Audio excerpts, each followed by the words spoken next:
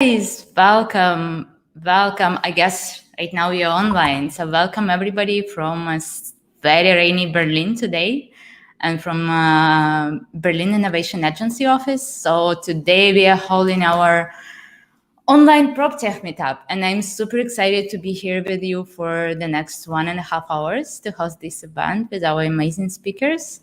And I guess all of you know how to use online events, so whatever you have in your mind, just put it in chat.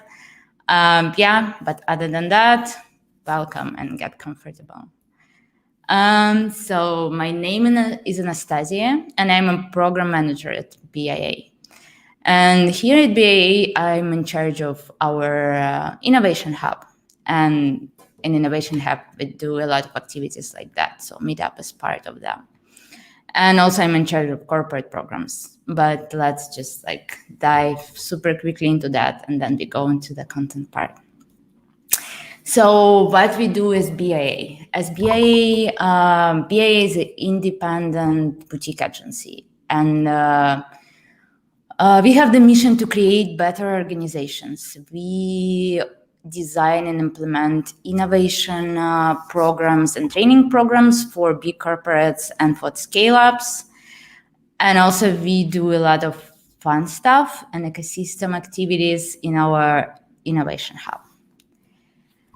And with the innovation hub, we set solid focus on ecosystem development. We host multi-stakeholder events, we do workshops, we do open innovation challenges. We co-create projects, and we do tailored projects for our partners as well.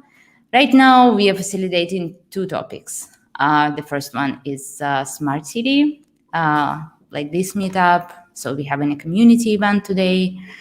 And we also facilitate the healthcare topic as well. And besides the community program and partners program, we have 2 incubator program in our hub, which is Future City Incubator and Future Health Incubator that will only start in October. Okay, so today we are together thanks to Smart City Hub. And Smart City Hub brings together corporates, startups, city officials, tech companies, and citizens to reflect how the future of the cities will look like. And in our program, we aim to bring different stakeholders together and just to do cross-sectoral collaboration. Thanks to our partner, we are very excited to have a very amazing partners this season. It's energy company Vattenfall, Beam Berlin Immobilien Management, Airbnb, Fujitsu, property company Digitalization, Berlin partner who help us to facilitate a lot of activities, and also our software partner Concise and a legal partner BRL. And let's just move into event today. So that's why we all gathered today. So we are speaking about very prominent topic of smart city today, PropTech, and how it's changing the real estate. So we will be looking at the PropTech from different perspectives today. So we will have a corporate perspective on how big and established companies like Digitalization work with startups and what kind of collaborations are possible in the public sector. And that we will hear from Zonia from Digitalization. We will have Juan Acampa and he's from venture building perspective will tell us about broader trends in the field of PropTech, about sustainability as well. And we have 2 amazing startups joining us today. So Marty Mello from Asuma Homes, that we're also super proud to have him today because he's alumni of our Future City Incubator. He will talk about how gamification changes the habits of people who want to buy or build homes. and also Michael Dietl from LeafTech. He will introduce a digital twin technology, which can enhance building assessment and operations. So we are having 4 keynotes. If you have any questions for the speakers, just put them in the chat, which it should be here or here from me. Yeah, feel free to connect with our speakers as well in the chat. And don't forget that after the main keynotes, we also will have a small networking session. And for the networking session, we will use Zoom. You will find the link in the chat as well.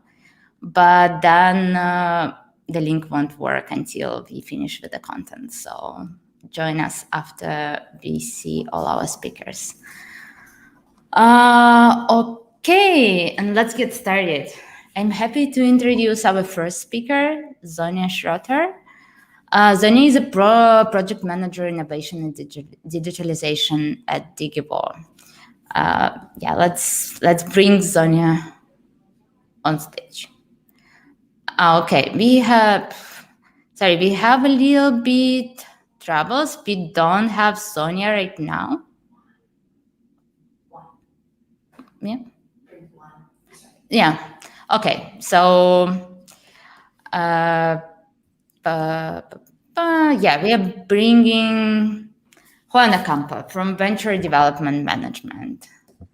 Hi, Juan. Hello. Hi, how are you? Thank you for having me. I'm good. How are you? How are you today? I'm very good. Very happy to be here. Very happy to tell you a little bit of what we are doing at High-Rise Ventures, Yeah. and also talk about the sustainability aspect of investment. Right?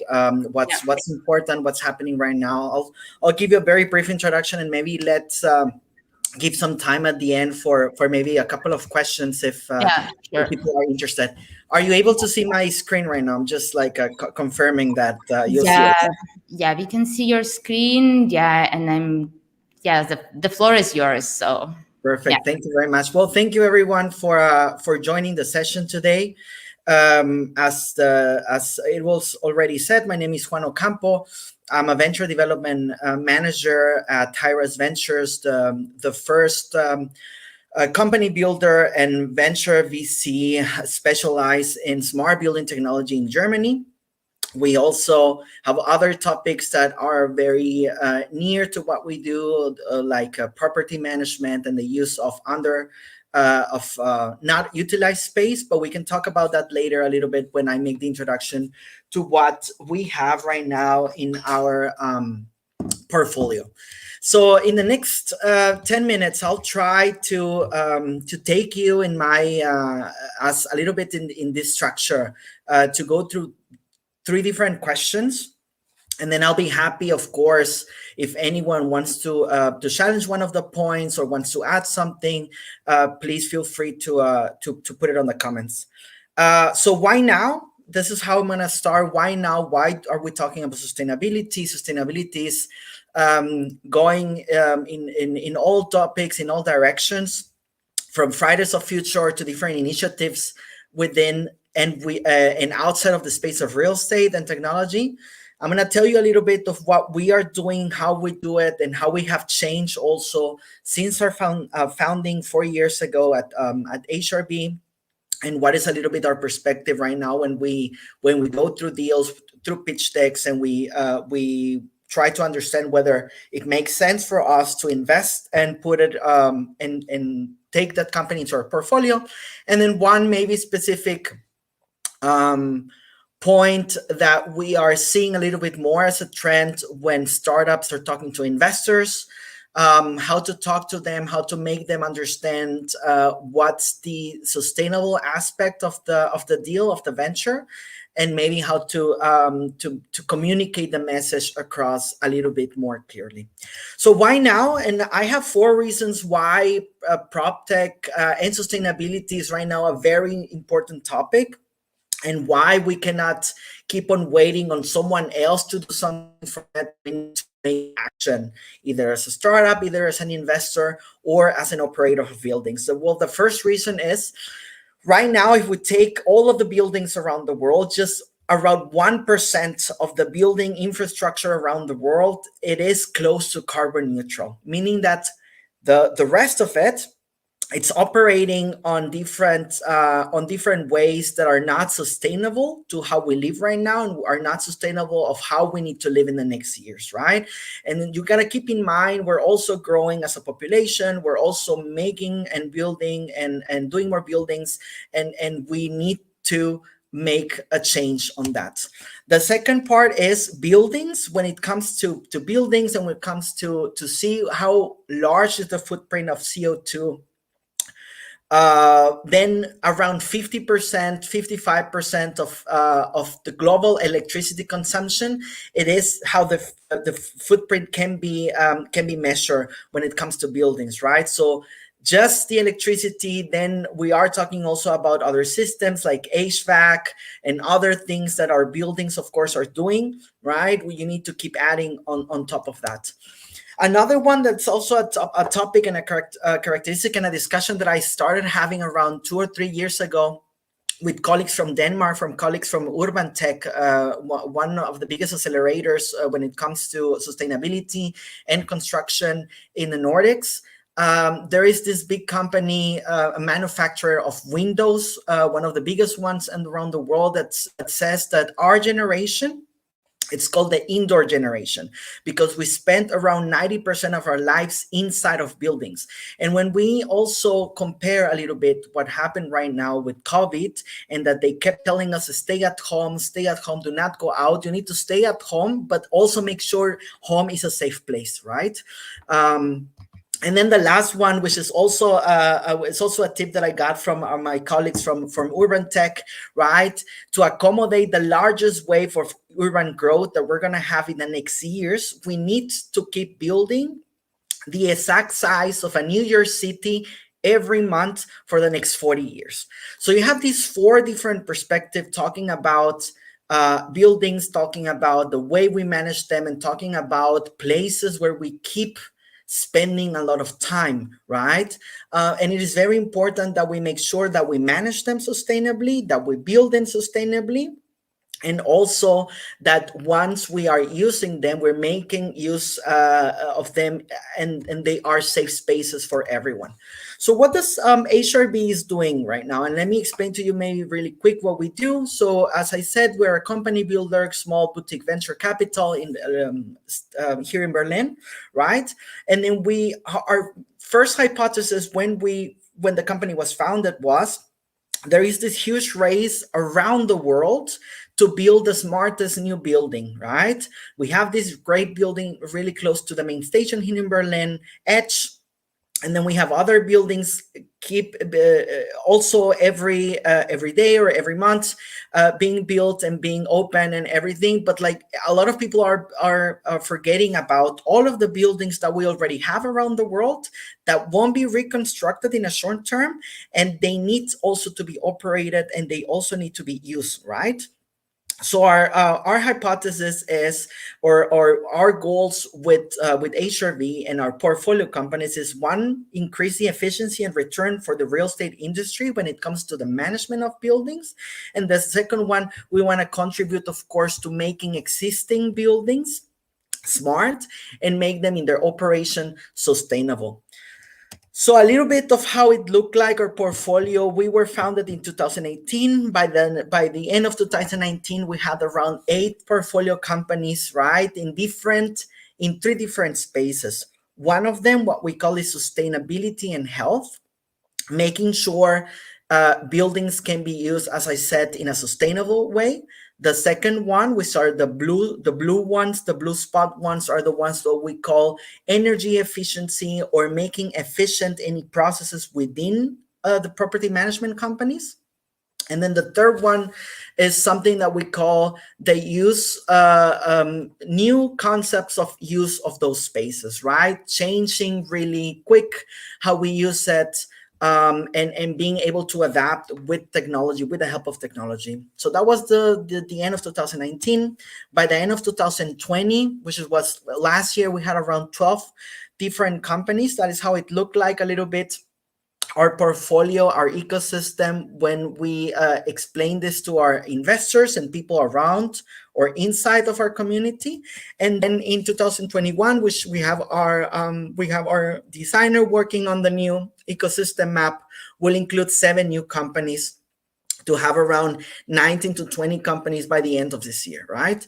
And what we want to do, what we are looking to accomplish with this portfolio is, at once, or one point would be, of course, making an ecosystem where they can work on different asset classes and they can bring a lot of sustainability to different kind of users. And two, also create a platform not just for our startups, but for startups from other perspectives, other areas that also want to maybe do a specific use case within the real estate industry, right? So that's a little bit what we're trying to do. We are also very keen. We have a passion when it comes to IoT. We like Internet of Things. We love data, and we think, of course, that one of the main stones for this topic, it is connecting a building, creating a platform of connected services, right? And of course, in the last 2 years, but mostly since the beginning of 2020, there are this representation of global goals that it's being included in practically every report or every pitch deck that we see. But it's important to not just ask the startups about what are they doing about these global goals, but also take these specific needs and these specific requirements and important priorities to the own operations of our venture capital, right? To our investments and also to the partnerships that we do, and bring them and adapt them a little bit to the due diligence of the processes how we invest in our company. So what can a startup do, right? And to be very concrete on the part of saying sustainably, and doing more for the world and being very, very specific. So one thing that we have seen in a lot in the last years, and also what we recommend to make it more clear for future investors, how your company is managing their resources in a very specific, sustainable way, is unit economics, right? What does it mean? It means that you have to trace specifically everything that you are doing within your company in order, one, to make the acquisition of new customers, and two, to have a very specific lifetime of your product. Once you trace and once you measure different things, you need to keep challenging yourself. Is it really a fixed cost? Is it really something that I really need to do? What I'm doing, is it a sustainable way of doing it? And I think from the key points from using unit economics in the last 3 to 4 years that we have been either partnering with startups, mentoring them, investing in them, or also having feedback rounds with them, is one specific point, right? Scaling and profitable business doesn't make sense, so you will always have to be very careful about that. You always keep to challenge your confirmed assumptions that sometimes you think they keep being a truth for the market or for a specific area. You need to keep challenging across a long time. And in a share economy, right, you need also to share costs, and that is also a very specific way of how startups have been growing with particular customers when they are open, of course, with the customers to share costs, right? So the main idea from this very, very quick, very brief talk is ESG in their different phases is being included, and we see it in the due diligence of different investors. Regulation is playing a key, definitely, of making this very powerful, but everyone counts: investors, stakeholders, and the public, right? Now is the time to keep changing. Now is the time for sustainability to have a wider and a more important place around our lives. And I thank you very much for listening to me in the last 15 minutes. So that would be the time. If we have Anastasia, maybe someone with a question. I can hear you. I don't know if it's something on my side. No, it's something on my side. Sorry. Yes. Yeah. Got it. So thank you so much for your input. Yeah, it was very interesting. Yeah, we have time for a couple of questions. I have a question, and I will use my privilege to just ask the first one. Go ahead. And but I can see in the chat we also have another one question. So, what would be the challenges for prop? What would be like the main challenges for prop tech startups right now? Speaking like about sustainability and working with the big stakeholders as well. Yeah. Yeah. So one of the main challenges, and I can tell you also, not just as an investor, but also as being on the startup side and looking for new investors. In the last 2 years, the priorities of real estate shifted in a very, like, always the priorities everywhere, right? Our priorities shifted around the world, and maybe sometimes we already wanted to invest in a very specific kind of innovation, but the sustainability topic was not as strong as it can be or as it is in other types of innovations or technologies. So I think one specific challenge PropTech founders are facing right now, and I've been doing some interviews to PropTech founders, and actually I interview both Marty and Michael, which is, I'm very happy that they're also here. It's changing priorities, right? And we knew already that the sales cycles within real estate were very long, and this change of priorities, it's making also a little bit longer the decision making process on their side.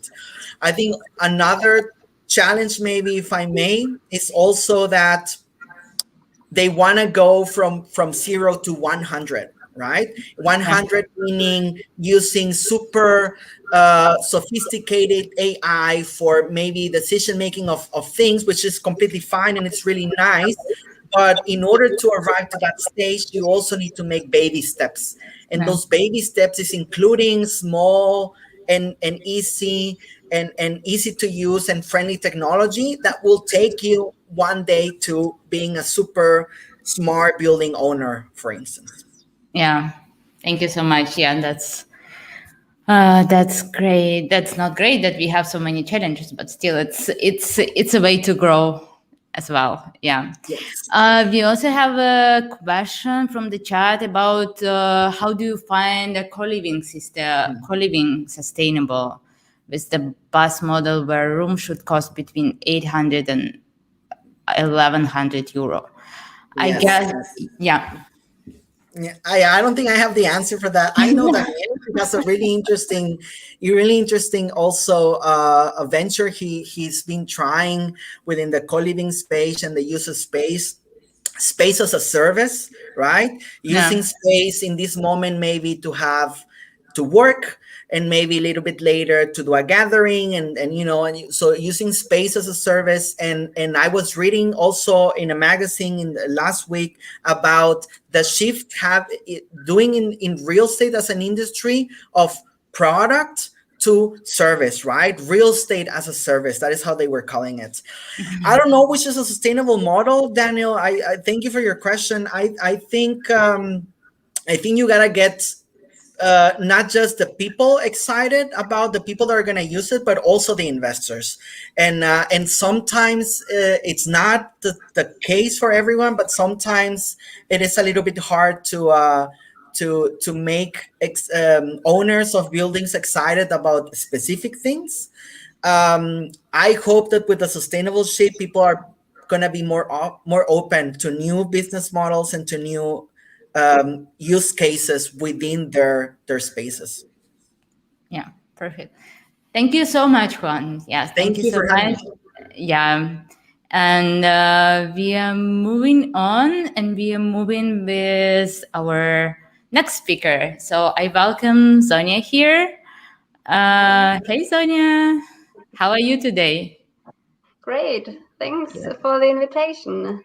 Great to be Yeah, you're here. welcome. You're also in rainy Berlin, right? So, Yeah. yeah, but in another. Okay, so yeah, I already introduced Sonia. So Sonia is a project manager for digitalization and innovation at Digivor, and the floor is yours, Sonia. Perfect. Then I will share my slides with you. Yeah. To show you some of my exciting experience I Working got perfect. Yeah. Yeah. So what I want to talk about in this evening is about the experience we have at Degavo working together with startups, especially from the view of the public sector.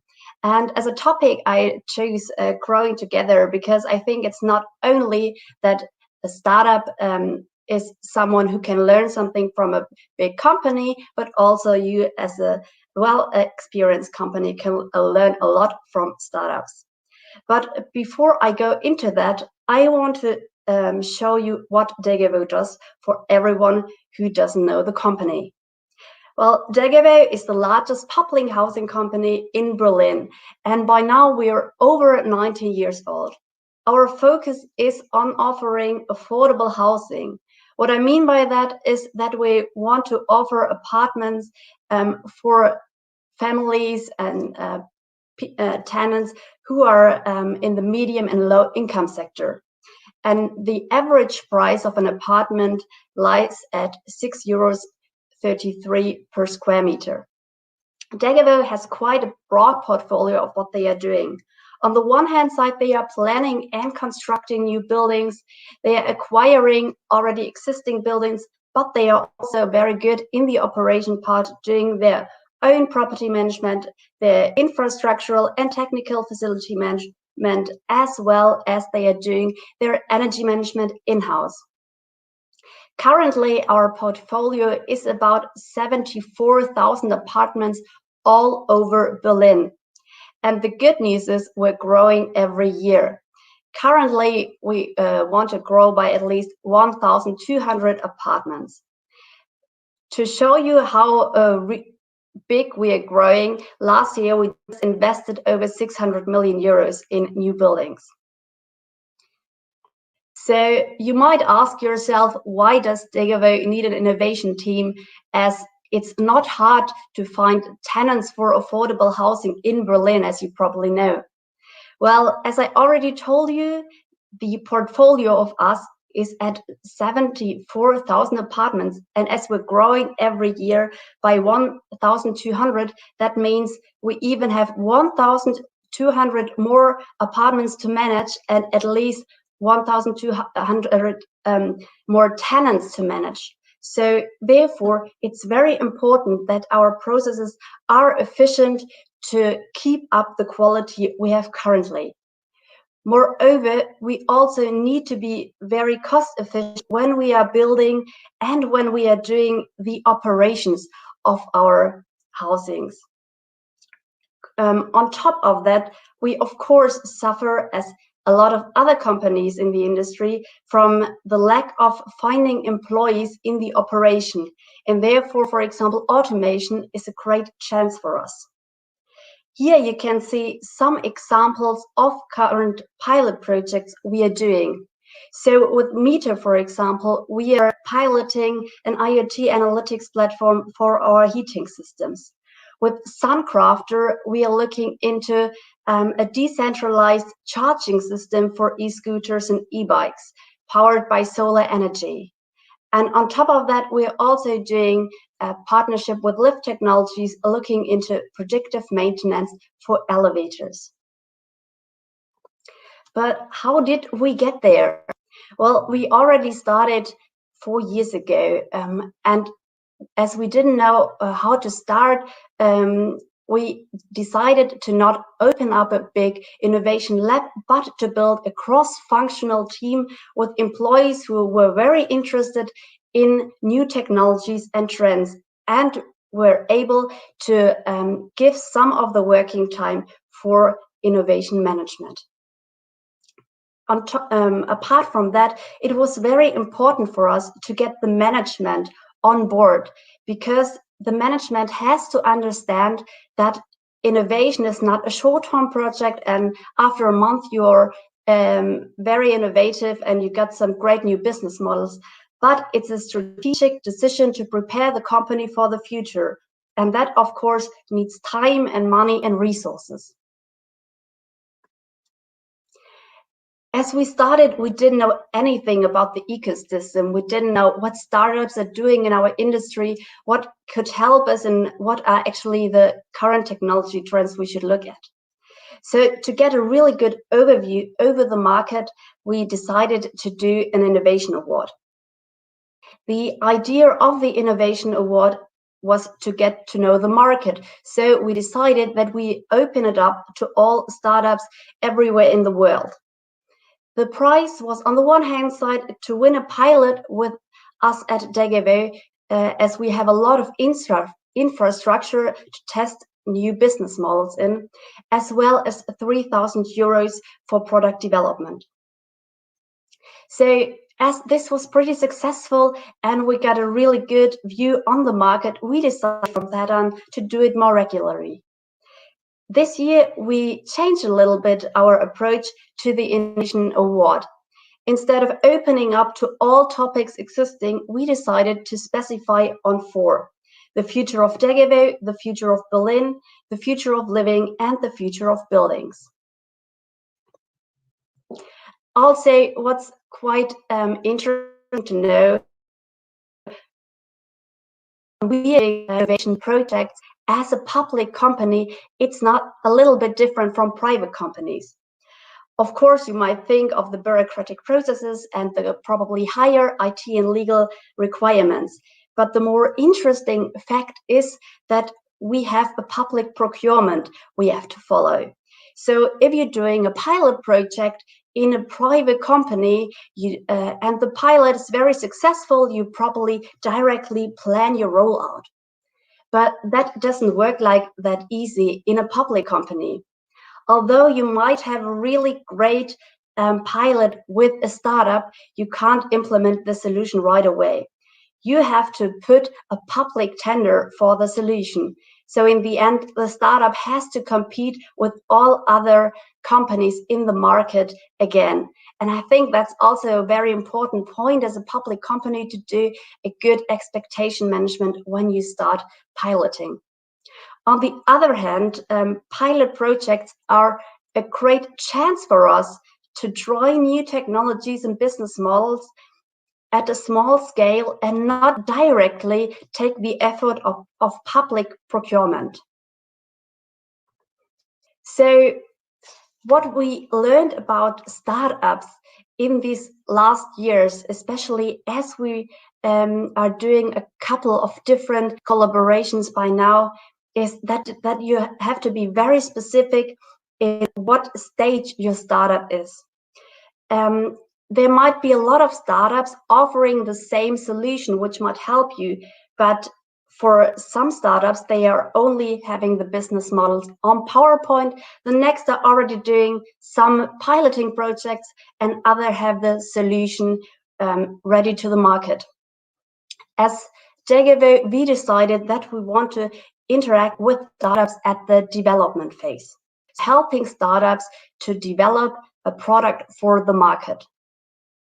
What you have to keep in mind, and what we learned about it when we did so, is that in the beginning, a startup is very new to the market, doesn't have any expertise, and is looking to you for asking for experts, asking should I build my product that it's useful for the industry.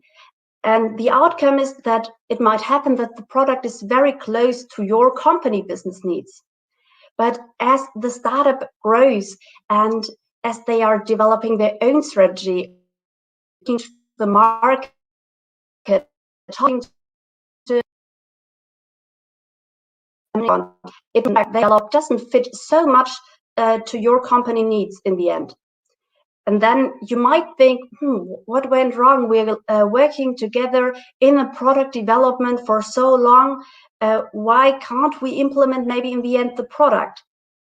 Well, I think there's nothing gone wrong, but it's still that the company grow, and you have to respect that. It's very important when you're working together with a startup that you balance the needs of both company equally, and that you don't force a startup to develop a perfect solution for your company, but then no one on the market will buy that solution.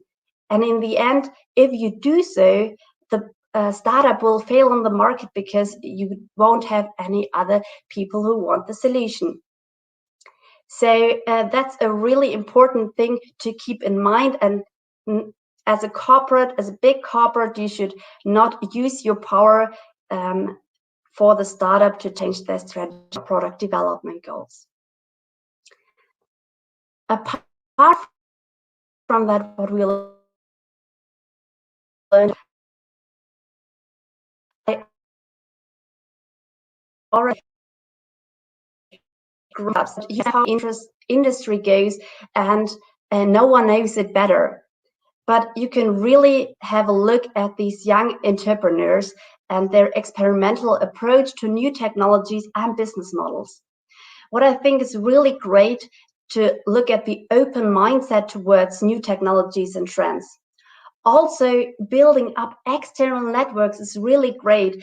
Go out of your comfortable office and see which companies are existing, build networks all across industries and see what great solutions are there and where is collaboration potential. Also, if you go out and talk to people, you will directly will get better in your customer centricity in your company. I think that's especially for public companies also very hard to go for. Very exciting, of course, when working with startups and new technologies are also the new skill sets we can look at. So, for example, we didn't know data scientists before, and working together with startups gives us a chance to see what they are doing and how it can help us. Probably the most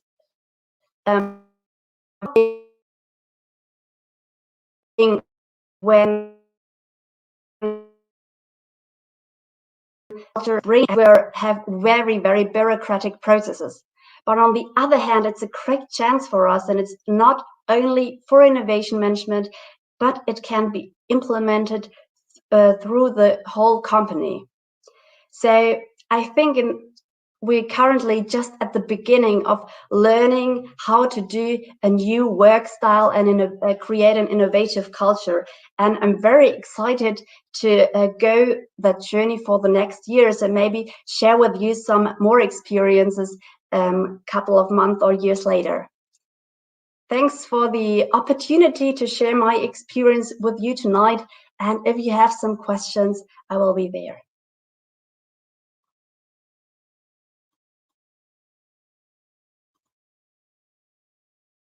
Mute again, sorry.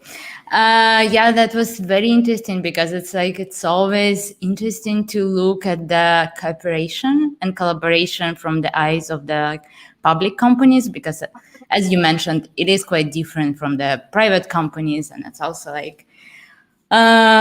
keeps some stones behind the water for the startups to work with the companies like that. And for the companies as well, it's a big learning experience. Can you maybe tell us, I'm just curious about what is your so far favorite project that is DigiVoice doing with the startup right now? I think what I find very exciting is looking into IoT technology, as we have so many buildings. I told shortly about Meter before.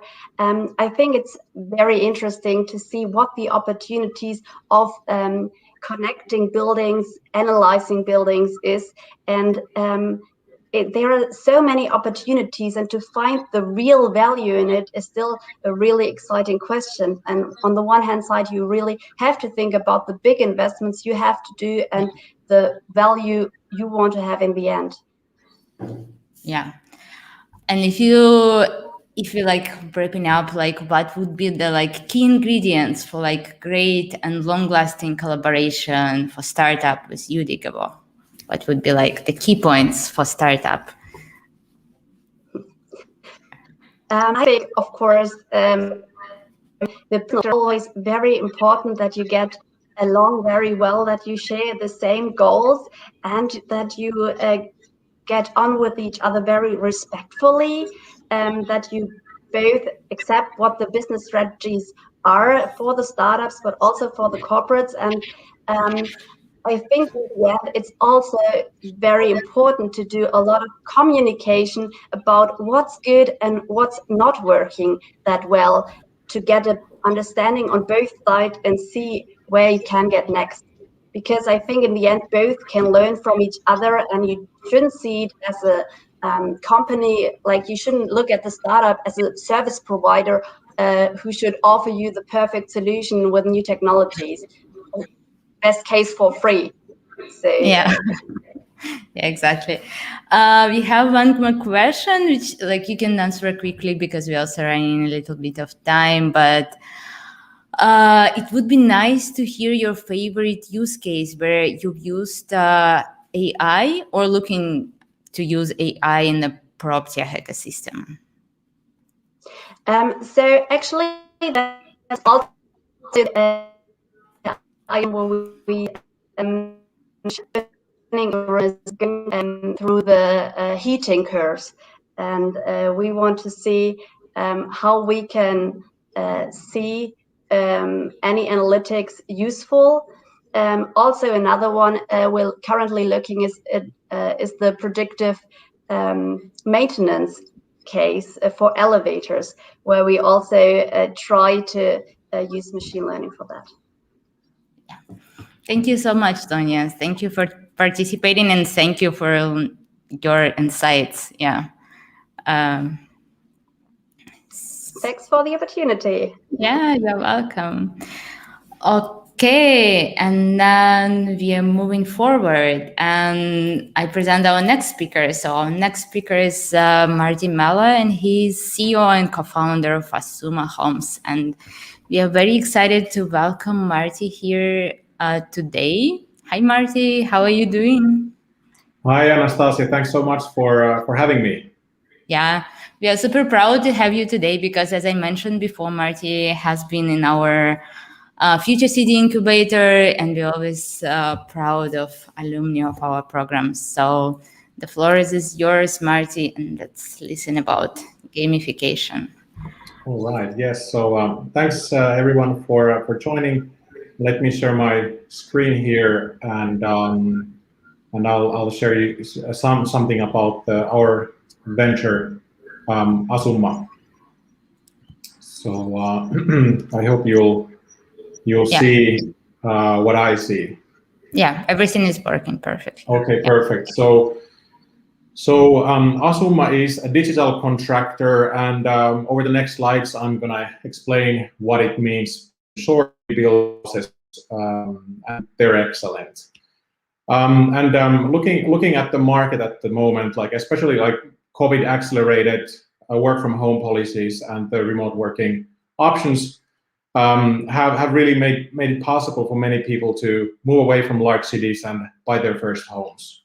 However, as house buyers, what is the service level that millennials, or let's say people between 25 to 40, expect? Well, they expect to have that kind of experience what they have in every other field of life, from banking to ordering shoes to buying a car or being professionally linked. So the customer service and the user experience are the main things, and the quality of service that people expect. But as house buyers, the reality looks very different. So it looks like Hausbaumesse, and as you can see, it's super exciting for everyone, but not that much maybe for the house buyers. And one of the most innovative brands in Germany makes it possible for you to order a catalog from their website online. However, you can't even leave your email address there, so you need to get the print catalog home. What kind of homes do these companies then offer? Well, they look like houses. This is what the Germany and most of the other countries are full of. So might be nice, but yeah, that's about it. So what do these millennials actually then want? Well, they want what they see on Instagram, on other platforms. They want to dream of something beautiful, not necessarily castles or so, but something that's stunning still for them. Especially many of them are renters and haven't had the option of buying something. So now they want to see what are the options for them as house buyers, house owners. The reality is quite different from Instagram. So first of all, architect designs are super expensive. Then houses are delivered mostly late, and the budgets explode for 3/4 of the home builders. And this is where Asuma comes in. So we provide architect designed houses. We design them. The houses are beautiful. They build of CLT or cross-laminated timber, so they're massive wood, and their roofs are made of solar panels. The indoor air quality is exceptionally good because we only use timber in the wall structures, so the houses are very breathable. It's perfect, and this is our goal, to make the best houses, best indoor air quality for the houses in the world. We are building a digital configuration and purchase experience where you can do most of the work when you want to order the house online. And our goal here is that eventually you press a button to order a home and we'll take care of everything else. We'll provide construction and delivery progress updates over our platform. And we try to build as much as possible off-site in factory premises. This is one way to reduce then the risks of the on-site construction. So we try to really minimize the time spent on during the construction on-site. We also want to integrate with different smart home features. We're talking about actually like building operating system here, where you can really, the house understands what are your needs, what should be the optimal humidity of the house for you and for the house, to optimize its the experience. This is all designed by us, and we want it so that you don't actually want anything else. You want our houses. Just actually like our 2 single-family home buyers that we have now in Finland. Both of them working in Finland. One of them is a founder of a design agency. The other one is doing fleet management at Finnair. You can see maybe Helsinki on the lower right corner. So these houses are then not really far from Helsinki. One of them is actually 400 square meters, and the other one is 150 square meters. The construction is scheduled to begin in October, so we're doing now, or our partners are doing now, the structural engineering and everything. And actually, the work for on-site construction has already begun for the one closest to Helsinki. So actually, we have sold already these 2 houses, and we also sold 2 tiny houses, one of them being 17 square meters and the other one 30 square meters. These actually will be already shipped to the plots in December this year. Our aim is to construct 20 single-family homes and more tiny houses next year, and 50 single-family homes in 2023. This is only how we get started. So our plans are way bigger. We want to re-engineer every piece of the house and its production process. And we use our stunning design and full-service approach to do the market entry. We sell 50 houses a year minimum, and we prove our business case this way. We re-engineer and iterate on every piece of the house, and the end result is that the house purchase is digital. The house itself can be modularly built. The whole supply chain management is done with our vertical integration, and we create a mass market production efficiency. And in the next 15 years, we are creating that kind of a platform that makes all other houses seem obsolete. We want to be the first brand for housing similar to Apple, Tesla, or Mercedes. We go beyond that though. We meet and exceed the UN Sustainable Development Goals via sustainably focused supply chain management. And our aim is that we are a digital contractor that has a 1 gigaton indirect emission reduction potential through our supply chain partners. And how? Our tier 1 and tier 2 sustainable supplier partnerships will shift the construction industry's demand toward even more environmentally friendly supply chains. These criteria for us are obviously, for the suppliers, is the price, quality, and the sustainability. And looking at sustainability criteria, we have energy efficiency, waste reduction, ecological material use, recycling, and then zero waste construction sites optimally. We start with single-family homes, but there's like no reason why we shouldn't be doing also larger things like multifamily residential or our office buildings.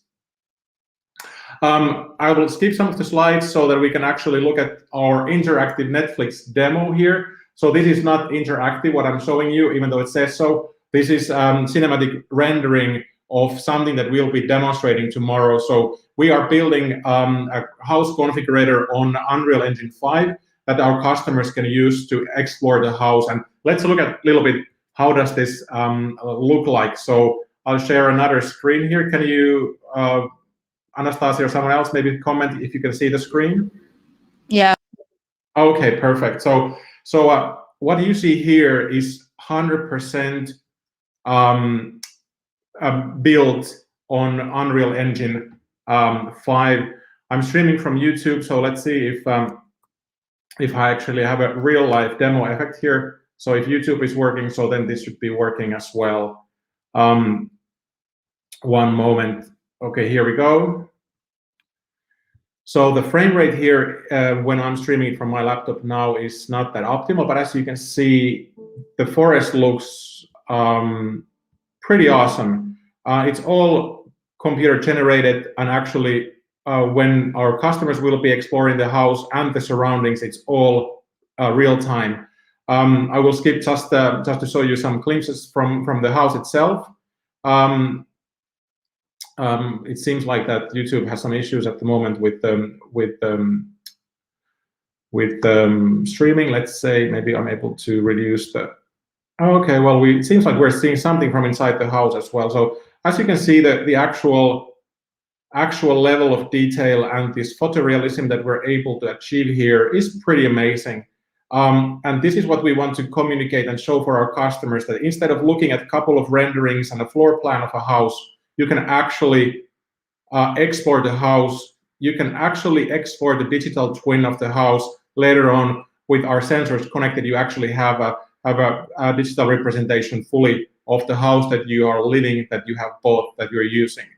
So we're super excited about this. This obviously like a sales tool for us, that this makes it easier for customers to understand what are the houses, how to configure them. Join us actually tomorrow on an event. I can share the link maybe to some of you at least, or ping me, send me an email, and I'll share you the material or a link to tomorrow's event. But anyway, going a bit forward, so obviously we have a business model here behind. So we take around 15% cut of each house sold. That's about 24,000 now for the first houses, and a bit less for the tiny houses, but the margin is still healthy for us.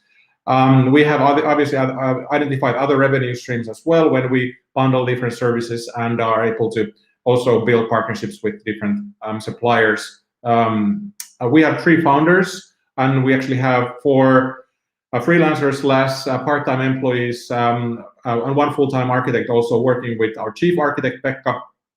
We are all very much PropTech and real estate and architecture focused team. And I'm Martti, and this is Asuma, and we are the digital contractor for single family and homes and for tiny houses.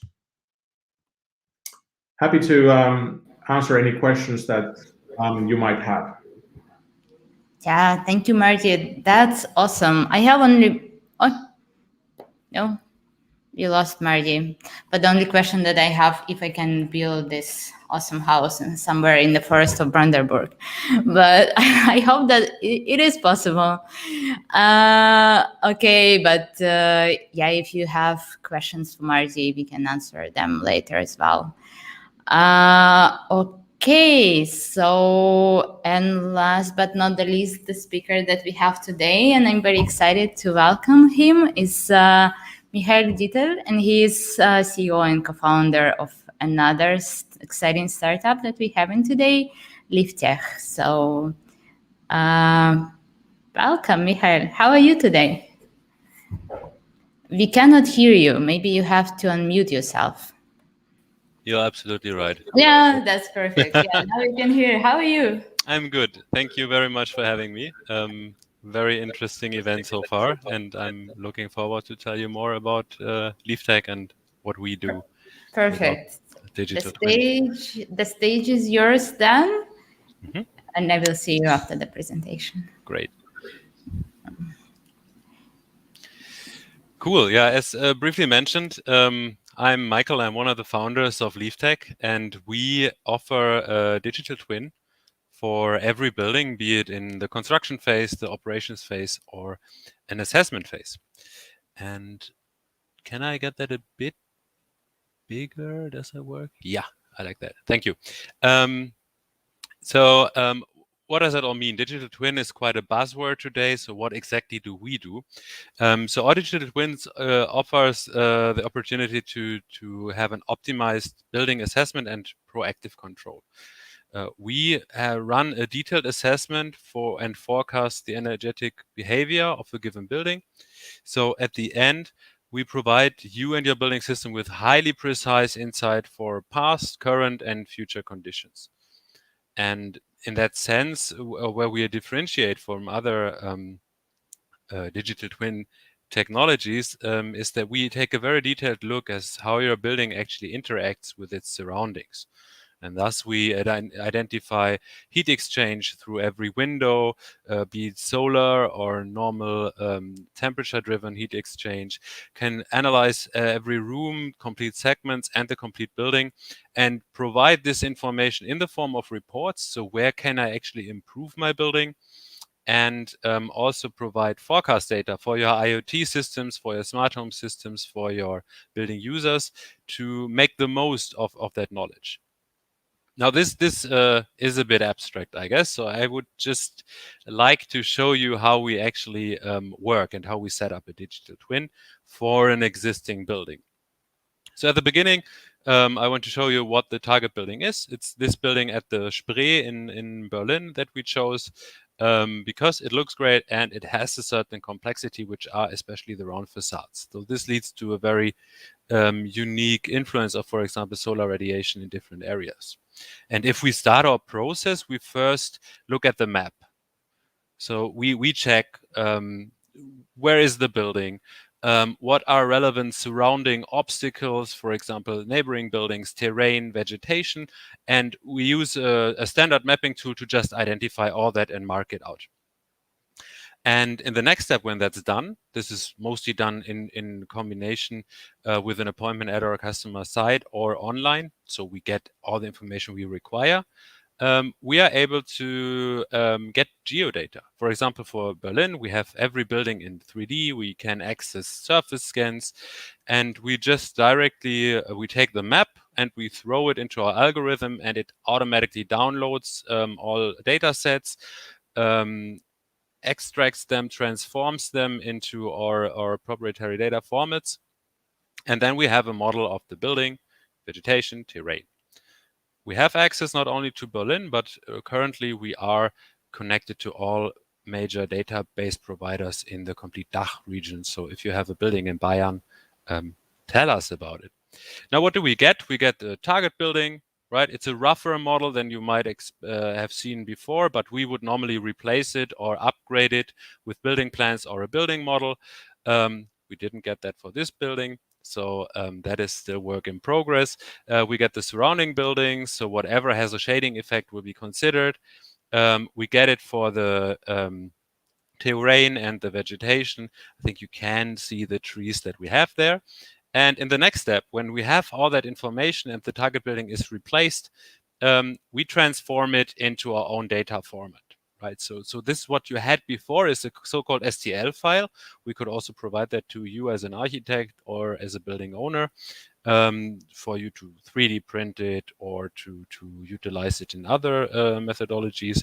But now it comes to our data formats, and as you see, you have those lines on the facade. Those are determined facade elements. Normally, those would be the walls of separate rooms, windows, etc. Now here again, we didn't have the complete setup, so we can only do it on this level. But nevertheless, we can then position our virtual sensors on the facade. Those sound a bit like hardware, but we do everything completely hardware free. We position them, which are calculation points, and for each of them, we simulate how, for example, solar radiation or shading effects take place in the next hours, days, or at the beginning for a complete year in 5-minute intervals to get a first idea what is happening at the building. So how does it look? If you look at, for example, the sunshine hours in this building, well, you see on the front, as expected, you have a high amount of sunlight coming in.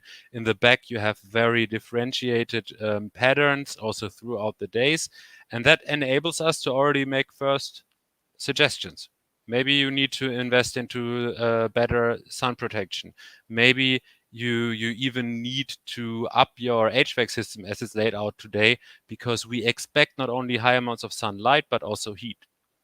But that is an assessment that needs another layer of data, which we then connect to this shading analysis, which is solar radiation. So we can assess how much diffuse radiation, so indirect radiation, does each of those points, and then later, if you break it down, each window, each room get. And how can I use it? How much heat energy can I actually replace with it, right?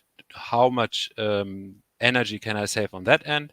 And of course, one of the major influence factors when it comes to cooling is direct radiation. Right? That makes us feel uncomfortable in the summer. It's often getting too hot, and we can assess that. We can assess where your weak spots are, where you need to do something, where you might have even too little heat in the summer, and you get a full view on your building. And not only on this abstract, or not abstract, but on this accumulated level for a complete year, but as I mentioned, for various time steps throughout the year. Now that we have it for various time steps, we can also combine it not only with these so-called test referencia data sets, which are an assumed model data set for the given location. No, we can embed different data types. So we embed local weather measurements and combine it with your past energy consumption. So suddenly we can see what kind of influence the weather conditions, be it solar radiation, temperature differences, or wind, had on your building and the energy consumption in each room.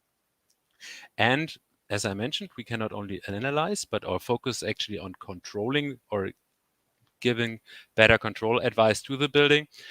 We connect it to professional weather forecast APIs. And suddenly all those virtual sensors start to look into the future for your building.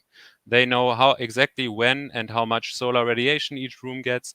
They know exactly how much energy each room is losing. So we can tell your building, where do you have to cool at what time? Which room does have to put the shades down? How does it affect your light intake, etc.? So suddenly your building knows what to do before it even happens. And that, in the end, is something we provide through RESTful APIs directly into smart home systems, directly into building automation systems.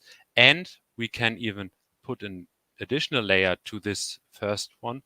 In the case where we add your energy consumption data, we add your building user schedules, we add your target conditions, user information, and we can even, for single rooms, implement and include API-based sensor data. So if there is an IoT device already, we can add that to our simulation for each room and continuously provide you better and better data to make the room act upfront and be more comfortable.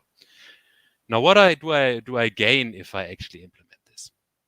Well, you save up to 28% of energy and CO2 if your building completely runs on a proactive system. So if your building really knows what is going to happen and it's a model predictive control for which we provide the data, you save up to 28% of energy and CO2. And that is a lot. That is really a lot. How do we bundle it? Well, currently we offer different features. So we have one for building analytics. Tell us where your building is. We look at it. We come to you with certain insights, and we can discuss what kind of investments you would make, what kind of solutions you would like to integrate. Shading services. We can replace all current hardware sensors you have on the facade and just integrate our data service so your shading system becomes smart and is driven in a demand adequate manner. We can run single room energy forecast, which is what I just described, where we know for every room how much cooling or heating energy needs to be provided. And now you might say, hey, I have buildings that do not even have an automation system. What can I do then? Well, the information we provide is readable. So we can just upcycle it one step. So we forward it to your building users. So you get information through an app, through a messenger that enables you to make the right decision at the right time to get the most of your manually controlled building, live comfortable and in an energy efficient manner. So if you are interested and you know any buildings around you, or you owe some, or you just want to know a bit more, give us a call, send us an email. We can identify a building together. As I mentioned, share whatever details you have. We set up a digital twin and come with first solutions to you. And then we figure out how a real pilot project or an assessment or any other ideas you have can work out with our digital twin. Thank you very much. And yeah, I'm looking forward to your questions. Hey, thank you, Michael. That was really, really good. Yeah, and that's a very smart decision that every building in Berlin, at least, needs for sure. Yeah. I might have a question for you, the same question that I asked Sonia before, but I'm interested more in the startup perspective. I also know that you work with the big companies as well as a partners, and what from the startup perspective can be like, what can be like a good, what makes a good collaboration between the startup and other stakeholders in real estate? So I think what Sonia said is 100% true. It's expectation management, and it's communication on eyesight. So maybe one thing that is expectation management related, if any of the listeners are planning to have a startup in the real estate world and are not currently in the real estate world, in their work or anything else, it takes a lot of time. So decision making is very slow. We expected a faster pace in the beginning. And that is something where it's good, would have been better if we would have openly asked those questions right away.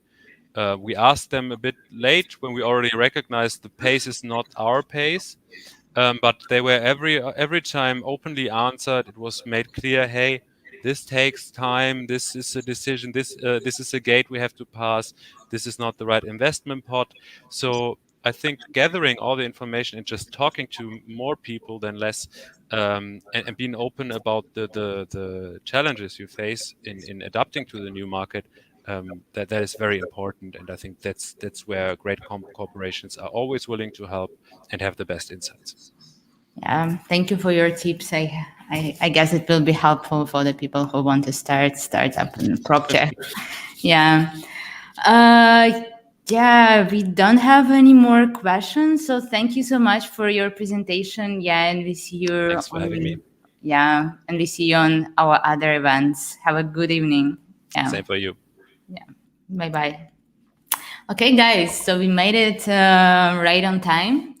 And we are very excited that you spent so much time today with us. And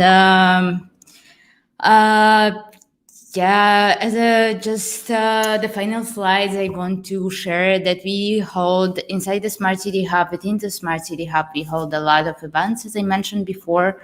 So our next event will be the ideation workshop on innovation culture, which will be on October 5th. So that's a closed event, usually for 30 people. This one is going to be online. So if you're interested in building innovation culture, please join us. Write an email to me and I will put you on a list of participants. And yeah, and that's all. Follow us on the social media. We are here for you, and subscribe to Smart City Hub newsletter to know more about our upcoming events. And don't leave right now, because right now is the fun part starts. So we're going into online networking. You will find the link in the chat, and we also will join in a minute and just get to know each other, chat for a little bit. Yeah, we all kind of miss the interaction in this online event, so let's just get to know each other. And yeah, and I see you on our next events. Bye bye. have a nice networking.